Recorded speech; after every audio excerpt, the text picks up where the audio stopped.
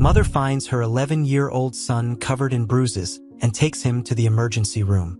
Upon examination, the doctor says, "Call 911 immediately." Clara stood by the small kitchen window, watching as the last of Chicago's autumn light faded behind the tall brick apartment buildings. She could see the distant L tracks, a few sparks of orange overhead, and the flutter of pigeons settling in for the evening. Outside, the wind was beginning to carry the crisp scent of changing seasons. Inside, she felt as though each passing minute measured the distance between who she was and who she had become. 3 years had passed since she lost Mark. Her late husband, an American she met through friends at a small cafe downtown, had been the anchor of her world. Clara, originally from Colombia, had come to the United States with dreams as big and luminous as the Chicago skyline. Mark's gentle nature and unwavering kindness had nurtured her through the challenges of adjusting to a new culture, a new language, and a different pace of life. He believed in her talents, in the bright future they'd carve out together. But fate intervened one winter night in the form of an icy highway and a drunk driver. He was taken from them before Mateo, their son, could fully understand just how extraordinary his father was. Now Clara lived in a cramped 2-bedroom apartment on the city's west side. The building's paint was peeling, and the radiator clanged at odd hours, but it was what she could afford after her savings had dwindled, forcing her into difficult decisions. The toughest decision, perhaps, had been marrying Robert. On paper, Robert seemed like a chance at stability.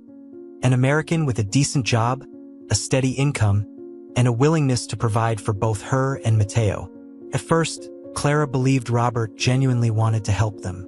Over time, however, she noticed how he used his support as leverage, his voice a gentle but persistent reminder that without him, she and Mateo would be in dire straits.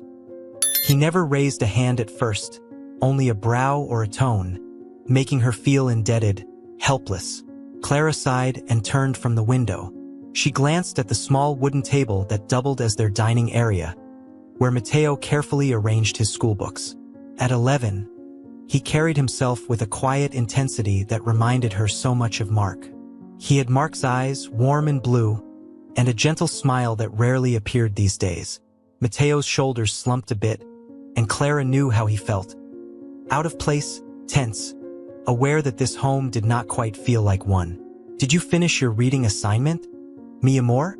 Clara asked softly, stepping closer. She spoke English at home most of the time now, but a few words in Spanish felt comforting, tying her to her roots and reminding Mateo that he had a heritage to be proud of. "Yes, Mom," he said, not looking up. His voice was subdued. The dim overhead light cast a long shadow across his textbooks. Clara wanted to ask him about school, about his friends, about that small bruise on his forearm he claimed came from gym class. She wanted to know if Robert's glances, his dismissive sighs, weighed on the boy's spirit. But before she could speak again, the front door rattled open, and Robert stepped inside, carrying a newspaper and a takeout cup of coffee. "Evening," he said flatly, shrugging out of his coat. His gaze swept over the apartment as if checking that nothing was out of place. Though he had lived with them for over a year, Clara often felt as though he were an inspector rather than a husband. She offered a timid smile, and he nodded back, barely acknowledging Mateo. Mateo turned slightly, careful not to meet Robert's eyes. He remembered his father's grin, the way Mark would pick him up and toss him gently into the air, saying, "There's my champ," whenever he returned home. In his mind's eye, Mateo flashed back to a summer morning in their old home, before the accident. He saw his father kneeling beside him on the living room floor, showing him how to lace up his first pair of soccer cleats. Mark's laughter echoed like distant music as he corrected Mateo's messy knots, patiently guiding him.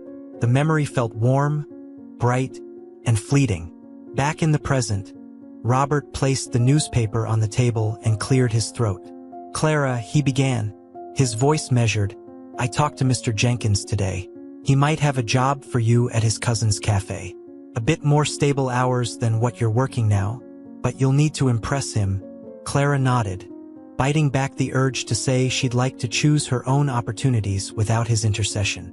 She needed the income, and Robert knew it.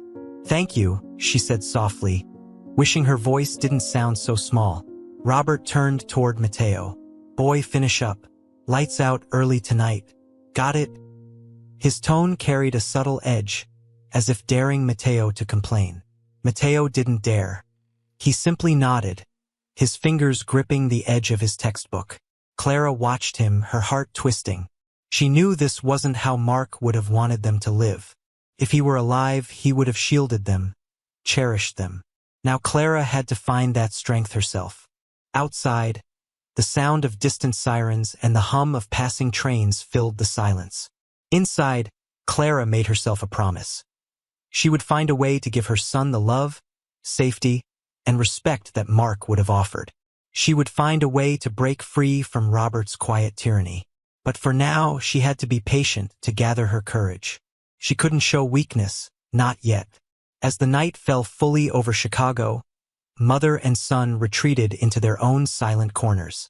Both carried memories of better times and the faint hope that, somehow, they could rediscover that warmth in a city that felt suddenly colder than ever. The next morning brought a faint glow of pale light through the thin curtains, and Clara rose quietly, careful not to wake Mateo. It was early, too early, in fact, but sleep had eluded her. She busied herself in the kitchen, boiling water for coffee and recalling how Mark used to greet the day with a hopeful smile. In those days, before the tragedy, they would sit together by their modest living room window, sipping coffee and talking about the future. She remembered his strong hands folded around a ceramic mug and his calm voice encouraging her English. "You'll get there," he'd say with a soft laugh. "This city can be tough, but we'll carve out our place." Back then, Chicago had seemed like a promise, not a test. Now, as steam curled above the kettle, she looked around at the cramped apartment and wondered if Mateo would ever feel truly at home here. She poured herself a small cup, inhaling the aroma, and tried not to think about Robert just yet. She could still feel his presence lingering in the air, a gravity well of judgment and expectations that she could never quite fulfill. She'd attempted to show her gratitude. After all, he kept a roof over their heads. But something in his tone, in his stance, always left her feeling lesser than. Within half an hour, she heard Mateo stirring. He emerged from his room dressed in his school uniform, a plain polo shirt and khakis. The bruise on his arm was fading, but Clara noticed how he still moved as though protecting it. At 11, he was thin and a touch shorter than some of his classmates, but quick-witted and bright. He offered her a small nod and settled into a chair at the table, dropping his gaze to his breakfast. A piece of toast, half a banana. Clara offered him a gentle smile. "Did you sleep well, Mijo?" she asked softly. Mateo shrugged. "I guess." He sipped a glass of water. Clara knew there were questions unasked and feelings unspoken. She recalled Mark's face again, his kind blue eyes that Mateo had inherited, and heard his voice whispering through memory.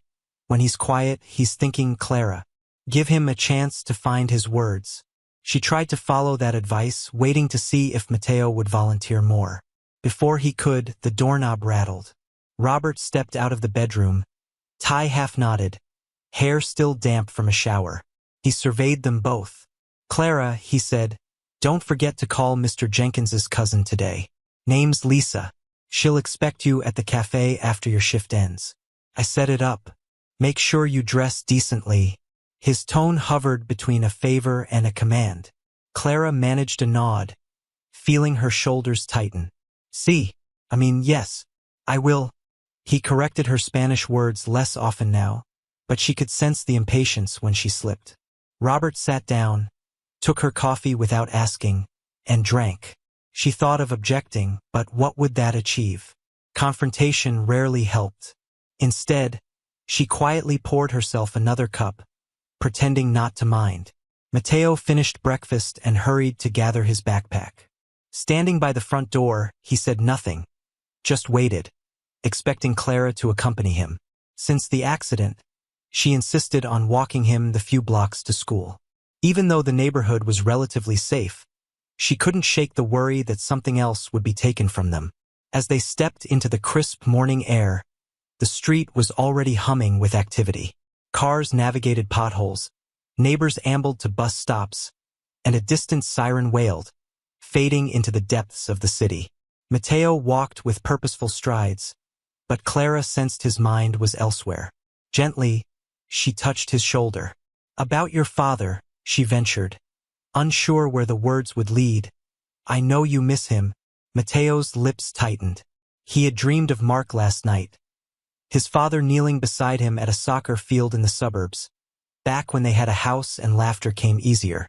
Mark guided his foot gently against a ball, encouraging him to feel its weight, to understand the game. "Focus, kiddo," Mark said in the memory. "Your mind and your feet have to work together."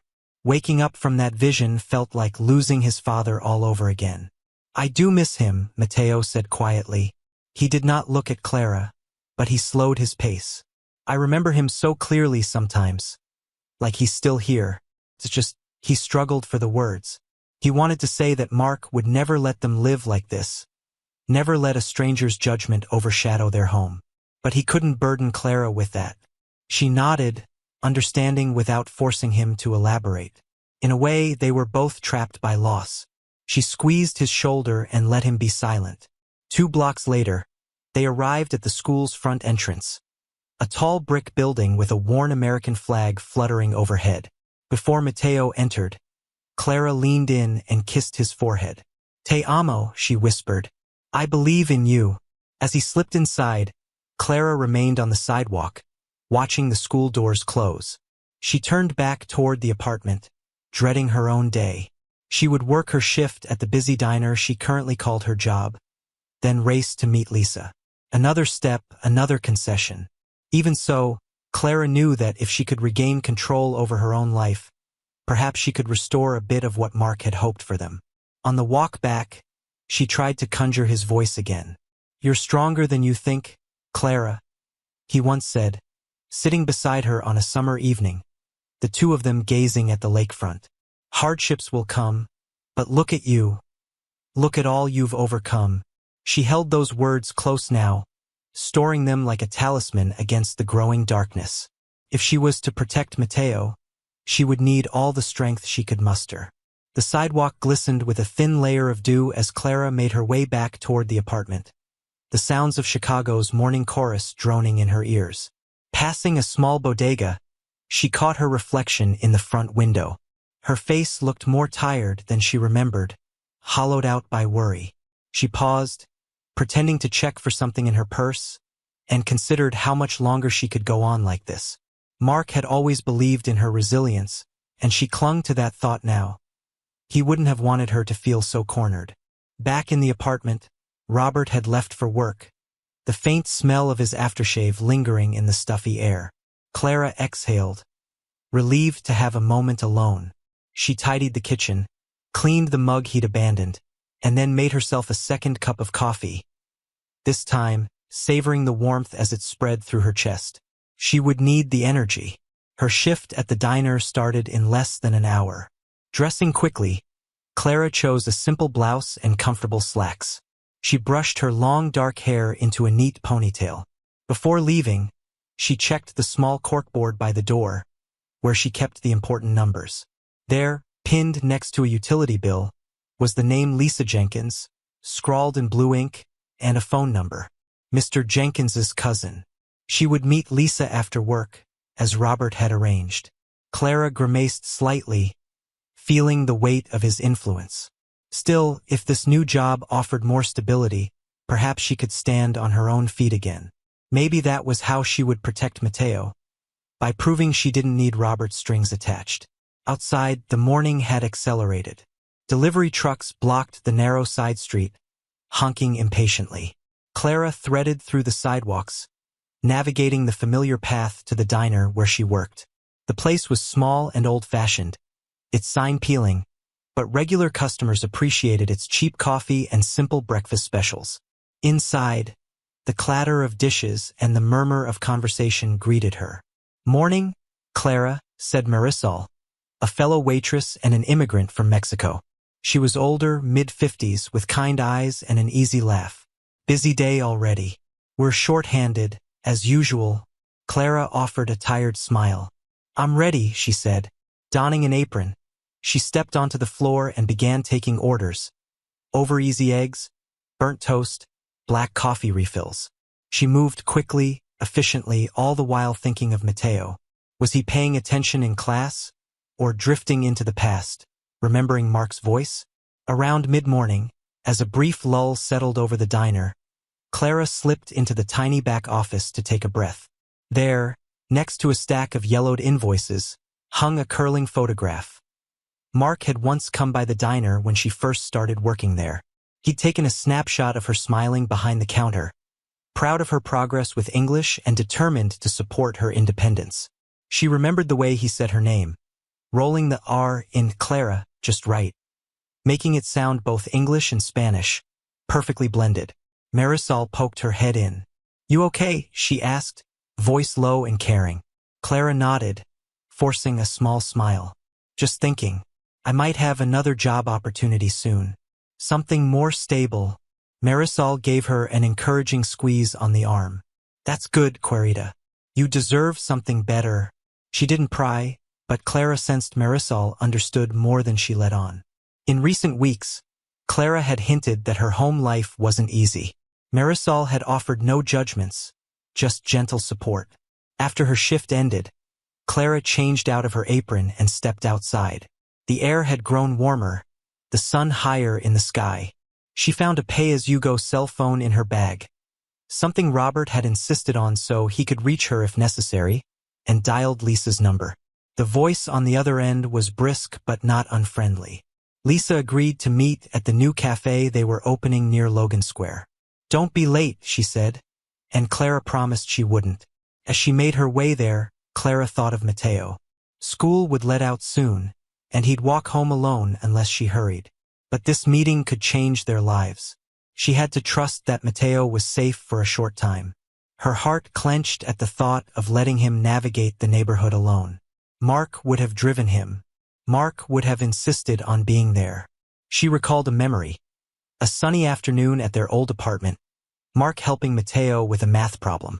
"Take your time," he said, drawing numbers on scrap paper. "Rushing only makes it harder." Clara tried to apply that wisdom now. Rushing decisions wouldn't help, but neither would hesitation. She had to seize whatever opportunity came her way. Logan Square was livelier, with hip coffee shops and bookstores. The cafe Lisa mentioned was under renovation. A shiny new sign half-installed, sawdust on the sidewalk. Inside, Lisa waited near the register, arms folded. She was in her 40s, with sharp features and a no-nonsense air. As Clara stepped in, the smell of fresh paint mingled with that of brewed espresso. "You must be Clara," Lisa said, scanning her from head to toe. "Mr. Jenkins mentioned you might be interested in a position here. We'll need someone reliable, good with customers. You're bilingual, right?" Clara nodded. Lisa's eyes softened slightly. "That might be good. We want to attract a diverse clientele." Clara answered questions about her experience. She described her time at the diner, her willingness to learn, her attention to detail. Lisa listened, occasionally making a note on a clipboard. When they finished, Lisa offered a curt nod. "I'll call you with a decision soon. Maybe start part-time, see how you fit." Outside, Clara allowed herself a moment of cautious optimism. If this job panned out, she could earn a steadier income, maybe even afford a better place. One step at a time, as Mark used to say. She looked at the time and realized Mateo would be home soon. She needed to hurry. As she rushed back, weaving through late afternoon shoppers, Clara thought of her son's bright eyes and gentle soul. She had to keep going. For Mateo, for Mark's memory, and for herself. No matter how tired she felt, quitting wasn't an option. A new beginning hovered just out of reach, but maybe, just maybe, she could make it real. Clara hurried through the late afternoon streets, her steps quick and purposeful. The neighborhood had shifted subtly with the changing light. School children ambled home in clusters, holding crumpled worksheets. A street vendor closed up shop, lowering a metal grate over rows of tamales, and a distant guitar played through an open window. She thought of Mateo, who by now would have stepped off the school's front stoop and begun the careful walk back to their apartment. She wanted to be there when he arrived, to greet him with a reassuring smile. The meeting with Lisa lingered in her mind. The cafe job offered a slender promise. A more reliable paycheck, a fresh environment, maybe even a gentle push toward her independence. But she wasn't certain Lisa would call with good news. Clara had learned the hard way that life in America did not always reward effort alone. Yet she clung to hope like a lifeline, recalling Mark's voice drifting through her memories. "Don't lose faith," he used to say, placing a comforting hand on her shoulder after a long day. "You've weathered storms before." Turning onto their block, she spotted Matteo waiting outside the apartment building's front door, hugging his backpack close to his chest. Relief and guilt rushed through her. He had beaten her home, and she'd wanted to be there first, to show him he wasn't alone. But he didn't appear upset. Instead, he wore an expression of patient expectation, as if he understood she had more on her plate than was fair. "Hey, Mijo," Clara called softly, approaching him. "I'm sorry I'm a little late." Matteo shook his head. "It's okay, Mom." His tone was steady. He looked down at the scuffed concrete, then up at her again. For a moment, she saw Mark in that gaze. Steady, understanding. She remembered one evening shortly after Matteo's birth, how Mark had walked the crying baby up and down the hallway of their old place, whispering stories to soothe him. She could almost smell the faint aroma of Mark's old cologne and feel the warmth of his broad hand rubbing circles on her back, encouraging her to rest. They entered the building together, climbed the creaking stairs, and stepped inside their apartment. The small space felt charged, as if someone had rearranged the silence in their absence. Clara knew Robert wouldn't be home until later. He worked long hours and often returned after dusk. Still, his presence loomed even when he was gone. The living area was tidy, no sign of intrusion, yet she felt the weight of his expectations pressing down. "Did you get a chance to talk to anyone about a different job?" Matteo asked, setting his backpack on a chair and unzipping it carefully. He pulled out his homework and placed it on the table, his shoulders still a bit tense. Clara nodded, easing into the chair across from him.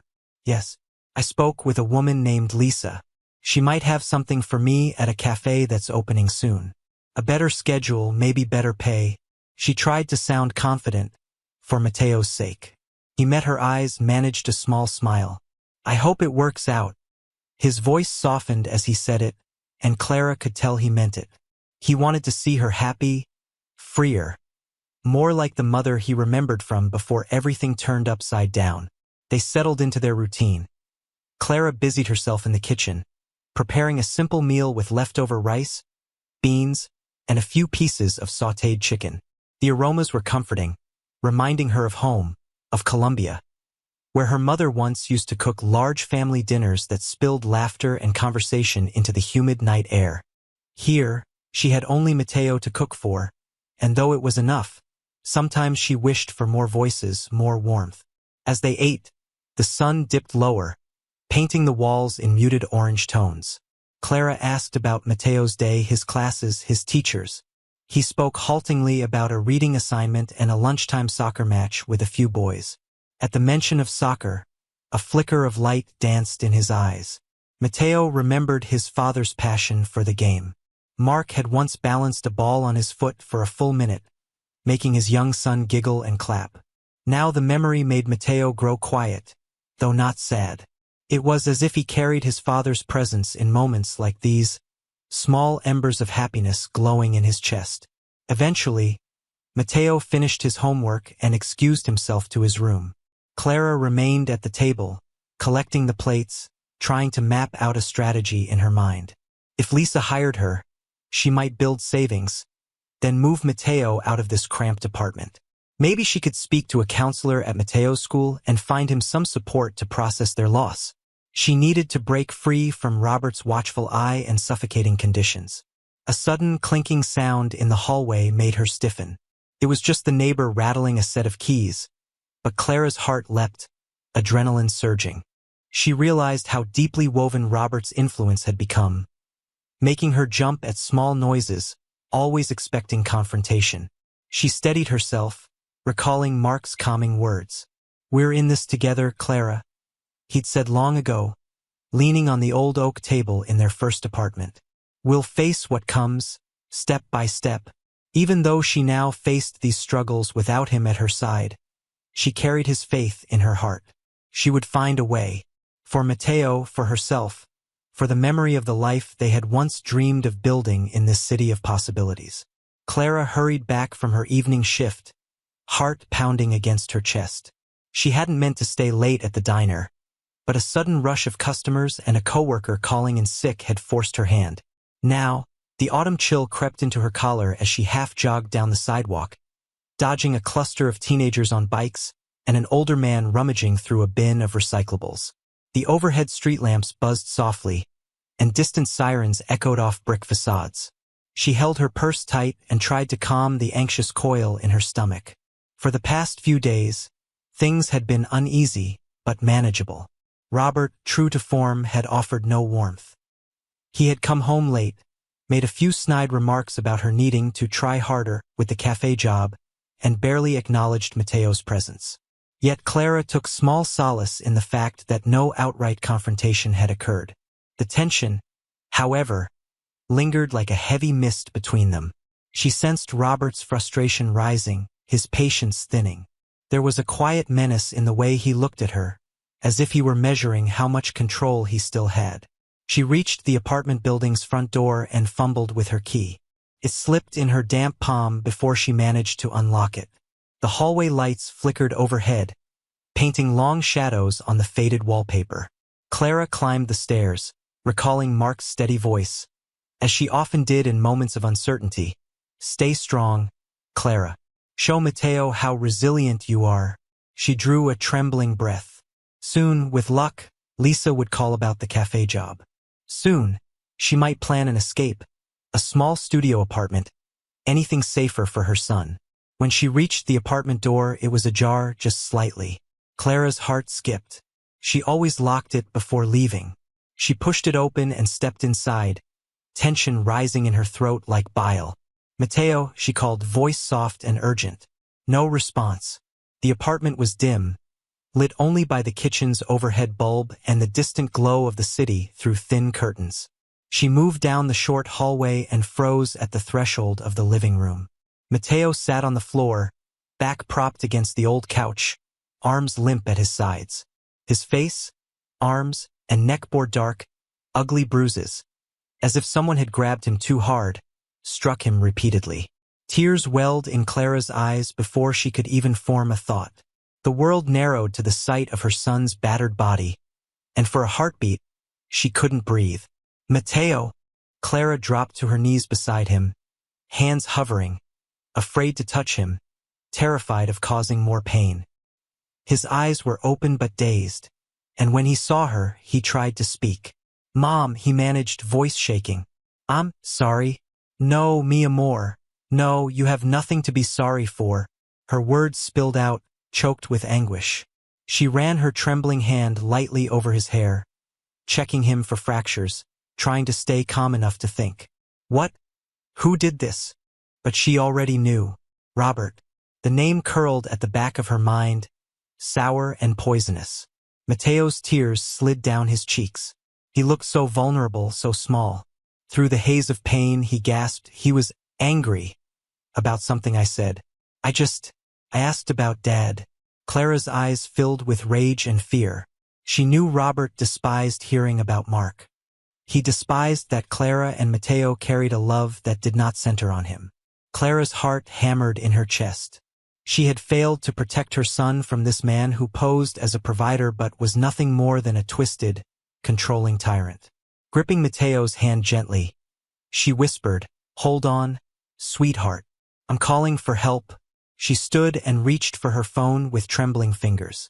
She must have cried out too loudly, because suddenly Robert appeared in the doorway of the bedroom. His face was flushed, knuckles red, eyes cold. He raised both hands in a gesture that might have been meant to calm her, but there was a wildness behind his eyes. "Clara, listen," he began, voice low. "Don't come near him," Clara shouted, surprising herself with the strength of her own voice. Tears streaked her face, but her stance was firm, protective. She held up the phone, her thumb hovering over the keypad. "I'm calling 911. Robert took a step forward, and she backed away, positioning herself between him and Mateo. Something in her eyes stopped him. A fierce, unyielding maternal fury he hadn't counted on. Clara realized in that instant that she had nothing left to lose. This was where she drew the line. All the fear, the financial desperation, the guilt and confusion. They fell away before the primal instinct to save her child. The silence stretched thin. Clara could hear Mateo's ragged breathing. She could smell Robert's sweat. The city noise outside seemed to fade, leaving only their rasping breaths and the quiet hum of the refrigerator. "Don't," Robert said finally, voice clipped. "Clara, think about what you're doing. This will ruin everything. Ruin everything." As if there was anything left to salvage. Clara pressed the 3 digits, brought the phone to her ear. Her voice was calmer now, as if a strange clarity had settled in. "I need an ambulance," she told the dispatcher. "My son's been hurt." She gave the address, her eyes never leaving Robert's face. He stood there, stunned, uncertain, realizing his grip on their lives was slipping away. Clara reached back and brushed Mateo's shoulder gently to reassure him. She would not fail him again. In the quiet seconds before the sirens arrived, a memory rose from deep within her. Mark, smiling under a blue summer sky, whispering in her ear, "I'm always with you," and tonight she believed it. Clara sat beside Mateo's hospital bed, gripping his small hand as the bright fluorescent lights hummed softly overhead. The emergency room was quiet at this late hour, punctuated only by the distant sound of monitors and muffled voices. Mateo's bruises had been examined by a doctor whose calm professionalism belied the concern and anger simmering beneath his gentle bedside manner. Now, a nurse stood in the corner, arms folded, eyes sympathetic. They had arrived in a blur of sirens and rush. Clara could still feel the hardness of the ambulance bench beneath her thighs, the scent of antiseptic, and the paramedics' quiet reassurance that Mateo would be cared for. The emergency room team had whisked him away, checking for internal injuries, ensuring that nothing was broken. Clara remained at the foot of the bed, numb with shock, her mind replaying the scene in their apartment. Robert's flushed face, Mateo's eyes filled with pain. The doctor, a tall man in his 50s with wire-rimmed glasses and a gentle voice, re-entered the room. He regarded Clara and Mateo gravely. "I know this is difficult," he said, pulling a stool closer so he could meet Clara's gaze. "Your son has suffered multiple contusions. Thankfully, no broken bones. But we need to keep him for observation." He paused, weighing his words. "I'm concerned about his safety at home." Clara swallowed hard, tears pressing at the corners of her eyes. She tried to speak, but her voice cracked. I know. "He's not safe with Robert," she whispered, feeling an overwhelming guilt. "I wanted to protect him." The doctor nodded, placing a reassuring hand on Clara's shoulder. "We've seen these situations before," he said gently. "We have protocols to follow. The authorities will need to be involved, law enforcement, child protective services. I cannot discharge Mateo until I'm sure he won't return to the environment that caused these injuries." A strange mixture of relief and fear coursed through Clara. Relief because finally someone in authority was validating what she knew to be true. Fear because the road ahead, police, social workers, investigations, would be winding and uncertain. Yet, as she gazed at her son's bruised face, she knew this was the only path to safety. Just then, the door creaked open, and Clara's heart sank. Robert stepped into the room with a strained smile. How had he gotten here so quickly? His eyes darted from Mateo's sleeping form to Clara and then to the doctor. He wore a look of wounded confusion, as if he were the injured party. "I came as soon as I heard," he announced, voice soaked in feigned concern. "Clara, what happened?" Clara stiffened. The doctor rose slowly, positioning himself like a quiet guardian. "You must be Robert," he said, arms folding in front of him. He offered no handshake. Robert nodded curtly. "Yes, I'm the boy's stepfather. This is a misunderstanding," he began, stepping closer to the bed. Clara noticed how he aimed his words toward the doctor, not toward her. "I know how this looks. Mateo is a good kid, but sometimes he gets into rough situations at school, and Clara, she's been under a lot of stress. It's possible she misunderstood what happened. Clara opened her mouth to protest, but the doctor raised a hand, calming her. His voice remained even, but there was steel underneath. Mateo's injuries are consistent with physical abuse, he said, giving Robert a long, measured look. We will be notifying the police and social services to intervene. Robert attempted a wounded chuckle. Doctor, I understand you need to follow protocol, but I'm telling you, my boy got into a fight at school. Kid's roughhouse. Clara may be overreacting. She's not from here, you see, and sometimes she gets confused by how things work. Clara's jaw tightened. She thought of how Robert always used her background against her, implying that as an immigrant, she didn't understand American life or its rules. But the doctor merely tilted his head, unimpressed. I've been practicing emergency medicine for over 20 years, mister. He trailed off, waiting for Robert to provide his last name. Johnson, Robert supplied stiffly. Mr. Johnson, the doctor continued, and I assure you, I know the difference between a schoolyard scuffle and what I see here. Mateo's pattern of bruising, the locations of the contusions. These are not consistent with an accident or a childhood tussle. Robert's face darkened. He looked toward Clara, trying to appeal to her silently, as if to say, help me fix this, but Clara said nothing. She held Mateo's hand and remembered Mark's voice, a clear memory from years ago. If anything ever happens, don't be afraid to stand up for what's right. You have courage, Clara, more than you know. She felt that courage now, solidifying inside her chest. I'm afraid you'll need to wait outside, the doctor said calmly.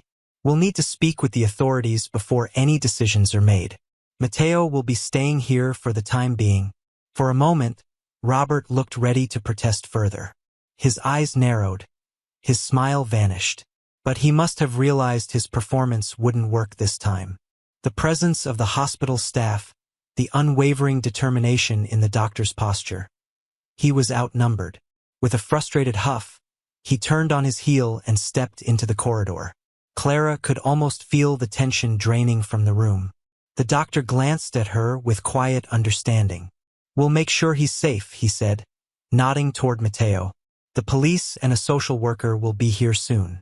You're not alone in this, Clara. Clara closed her eyes, letting the tears come at last. Tears of relief and sorrow mingled. She pressed Mateo's hand gently, and though he slept, she hoped he sensed her resolve. They were finally at a turning point. The long shadows that had haunted their home were being forced into the light, and, for once, Clara felt that real help was within reach. Clara sat stiffly in the small consultation room adjacent to Mateo's hospital bed. The walls were a gentle shade of cream, and an abstract painting, swirls of blues and greens, attempted to calm the nerves of those who waited here. She could still see Mateo through the glass partition, lying quiet and still, and 4 taped gently to his arm. The doctor had given him a mild pain reliever, and he slept with a furrowed brow, as if even in rest he was processing all the hurt he'd endured. Clara wanted nothing more than to climb into that bed beside him, to smooth his hair and whisper that the worst was over. But she had work to do first. He needed her to be strong and truthful now. A heavy knock sounded at the door, and a police officer stepped inside. He introduced himself as Officer Daniels, tall, broad-shouldered, and middle-aged, with kind eyes that offset the stern lines of his face.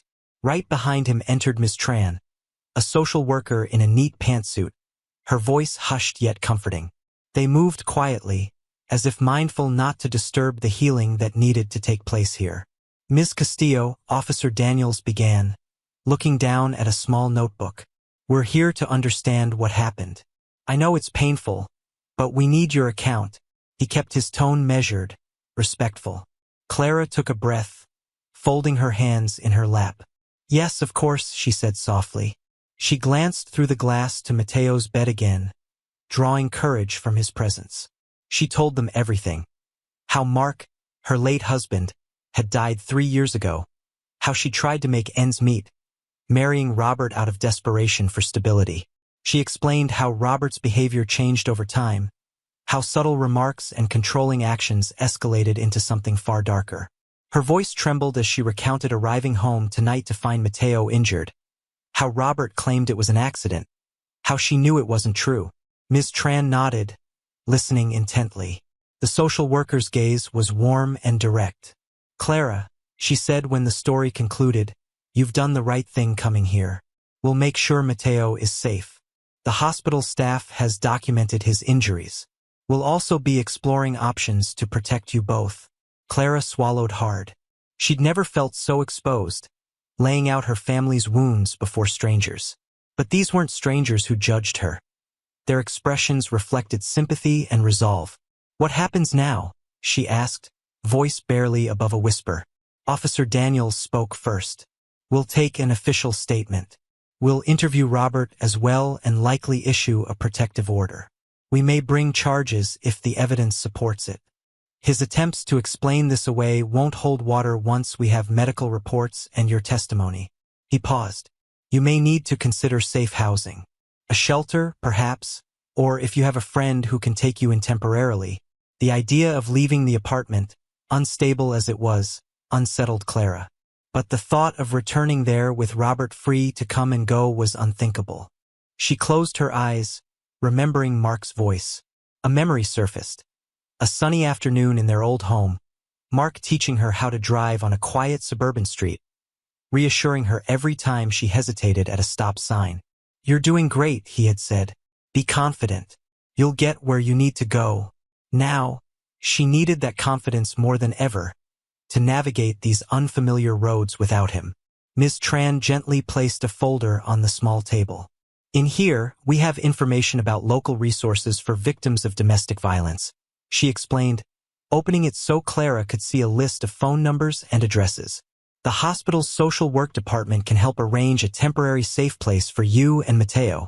Once Mateo is medically cleared, we'll ensure he's discharged into a safe environment only." Clara nodded. She felt as if she stood at the edge of a great chasm, ready to leap. On the other side waited an uncertain future, but at least she wouldn't be taking that leap alone this time. There were hands reaching out. Police, social workers, doctors. And she realized that her isolation had always been one of Robert's greatest weapons. Now that isolation was crumbling. A shadow flickered on the other side of the glass. Clara's pulse raced until she realized it was only the nurse adjusting Mateo's blankets. She turned back to Ms. Tran and Officer Daniels. "I'll do whatever it takes," she said, voice firming. "I can't go back to how we were living. Mateo deserves better." Ms. Tran smiled, a gentle curve of her lips. "That's what we needed to hear. We can help you find a shelter where you can stay until the legal steps are taken. You'll have support, counseling, legal advice, financial planning, and someone to talk to who understands what you've been through." Clara's chest tightened with gratitude. She remembered how she used to imagine the future with Mark. A cozy home, Sunday picnics in the park, Mateo growing up surrounded by love. She couldn't have that exact dream back. Mark was gone. But maybe she could build a new future that still honored his memory. She had to believe that. Officer Daniels stood, tucking his notebook away. "We'll speak with Robert now," he said. "We have officers in the corridor to ensure he doesn't cause any problems." Clara nodded, quietly thankful. She felt a soft trembling in her limbs, a relief mixed with terror and sadness. Life would never be the same, but perhaps that was a blessing. She rose, pressing a hand against the glass and looking at Mateo's sleeping form. A single tear escaped down her cheek, a tear of release. The nurse caught her eye and nodded reassuringly. Clara turned back to Ms. Tran. "I'm ready," she said, voice low but certain. "Whatever needs to happen, I'm ready." Clara stepped back into Mateo's room after speaking with Ms. Tran and Officer Daniels, her heart still thudding from the intensity of the past hours. Mateo rested quietly, the hush of the hospital broken only by the soft beeping of his monitor. The nurse had adjusted the lighting so it was warm and low, just enough to see her boy's peaceful face. She sank into the chair beside his bed, exhaling slowly. The warmth of the hospital room made her feel safe for the first time in a long while. She touched the railing of the bed gently, as if by doing so she could transfer all her love and strength to her sleeping son. Her mind wandered back to Mark, as it often did when she needed courage. She could picture him standing beside her now, tall and confident, maybe with that old University of Illinois sweatshirt he wore around the house. She remembered a time shortly before the accident, when Mateo was about 5. Mark had taken them both to the Lincoln Park Zoo. Mateo ran from one exhibit to the next, and Mark hovered protectively, ready to scoop him up at any moment. When Mateo tripped, scraping his knee, Mark knelt beside him, producing a colorful bandage as if by magic and placing it over the scrape with exaggerated care. "There," he said, ruffling the boy's hair. "All better." He turned to Clara then, smiling so warmly it erased every worry she carried. Now Clara faced a different type of hurt, one that no simple bandage would cure. But the memory gave her hope. If Mark could soothe bruised knees and frightened hearts, maybe she could learn to do the same. Maybe, with the help she was finally getting, she could rebuild their lives. A gentle knock sounded at the door. Miss Tran peeked inside, her posture calm and reassuring. "How is Mateo?" she asked softly, stepping in when Clara beckoned her closer. "He's resting," Clara said, keeping her voice low. "The nurse said he's stable. They're going to keep him overnight." Miss Tran nodded. "That's good. The more documentation we have, the easier it will be to ensure he's protected going forward." She paused, pulling a small notebook from her purse. "I spoke with a representative at a nearby women's shelter. They have space for you and Mateo once he's discharged. It's safe, staffed 24/7, and they work closely with legal advocates and counselors." Clara listened, relief blooming slowly in her chest. A new beginning, shaped by necessity but also by courage. "Thank you," she said softly. "I've been so frightened about how to leave, what would happen if I tried." Miss Tran gave her a kind, knowing look. "That's common. Abusers often isolate their victims, make them believe they have no options." She gestured toward Mateo. "But you're here now. You took the step. That takes immense strength, Clara." A lump formed in Clara's throat. She didn't feel strong. She felt hollowed out by fear and grief. Yet something about Miss Tran's words encouraged her. Maybe she had been strong, even when she thought she was weak. Strong enough to make it this far, strong enough to seek help. As if sensing Clara's uncertainty, Miss Tran placed a gentle hand on her arm. "Officer Daniels is speaking to Robert now," she continued. "We'll know more soon, but it's very likely a protective order will be granted quickly. That means he can't come near you or Mateo without facing legal consequences. From there, we'll work on more permanent solutions, custody arrangements, housing, financial stability." Clara nodded, wiping a tear before it could spill onto her cheek. The path ahead would be long. She knew. Court appearances, mountains of paperwork, difficult conversations. Mateo would need therapy and reassurance that none of this was his fault. She would need to build a life from the ground up, perhaps seeking a better job and studying in the evenings to improve her English and job prospects. It was daunting but not impossible. "Thank you," Clara said again, voice firmer this time. "I'm grateful for all this help." Miss Tran gave a small, understanding smile and took a step back. "I'll check in later," she said. "Try to get some rest, Clara. We're taking care of the details. Right now, focus on Mateo." The door closed softly behind her. Clara rose from the chair and stood at the side of Mateo's bed. She took his hand carefully, mindful of the bruises. "You're safe now," she whispered in Spanish, her voice gentle. "I won't let him hurt you again." As if responding, Mateo stirred slightly, eyes fluttering. He looked at her, confusion and relief drifting across his face. Clara offered a reassuring smile, tears brimming. "We're going to be okay, mi amor," she said quietly. "It's going to be hard, but we have help now. We're not alone." Mateo blinked, trying to focus. "What about Robert?" he asked softly, voice raspy. Clara bowed her head, pressing their hands together.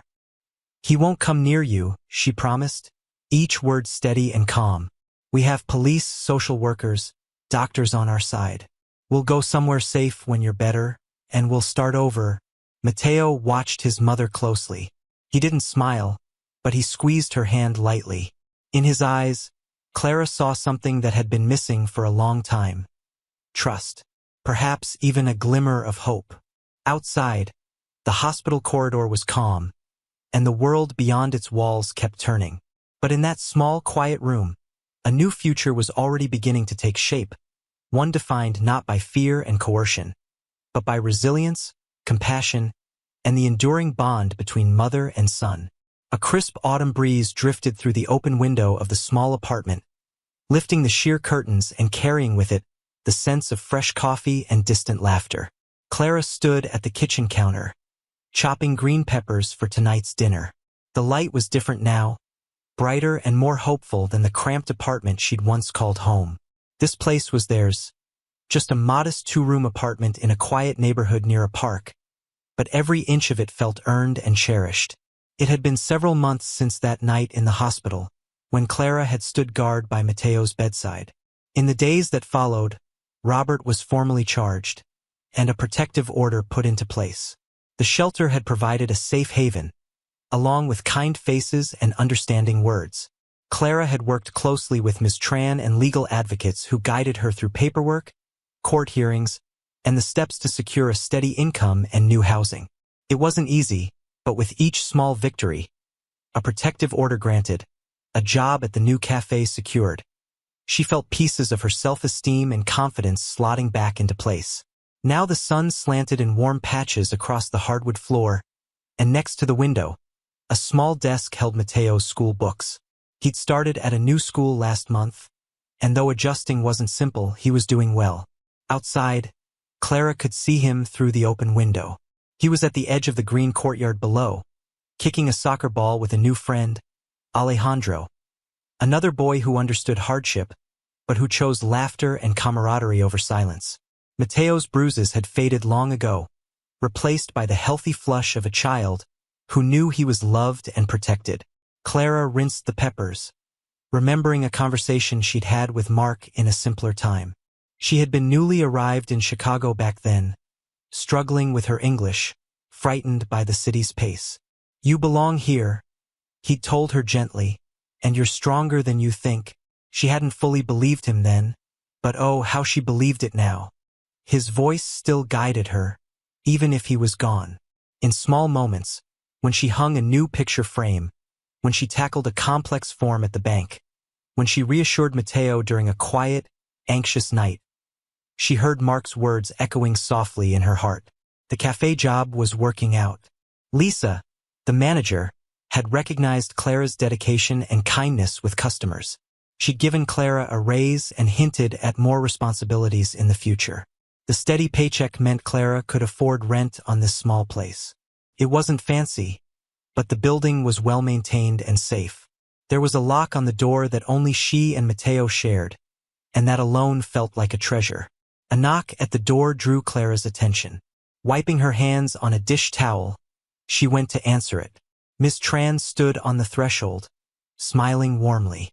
"I was in the neighborhood," she said softly, holding out a small folder. "I just wanted to drop off these resources you asked for. A local support group schedule and a few references for counseling services for Mateo." Clara invited her in, grateful for the brief visit. Miss Tran looked around at the tidy space, the cozy armchair by the window, and the few potted plants Clara had managed to keep alive. "This is lovely," Miss Tran said, sincerity shining through. "You've done so much, Clara." Clara offered her a seat. "We wouldn't be here without your help," she replied. "You and Officer Daniels, the staff at the hospital, everyone who reached out when we needed it.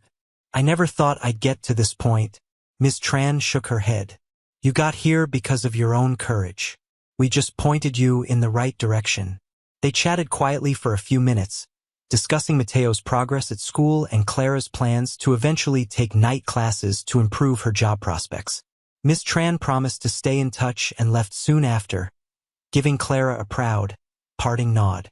Clara turned back to the window just in time to see Mateo laugh, the sound carrying upward as he teased his friend, passing the ball skillfully between his feet. For a moment the world slowed. She saw Mateo not as the frightened child who had clung to her hand in a hospital room, but as the boy he was now, resilient, growing, discovering himself. He still asked about his father sometimes, and Clara encouraged those memories. She told him stories of Mark's kindness and humor, how he believed in love and fairness. Mateo carried those lessons with him, weaving them into his own sense of self. Inside the apartment, the air felt light and clear.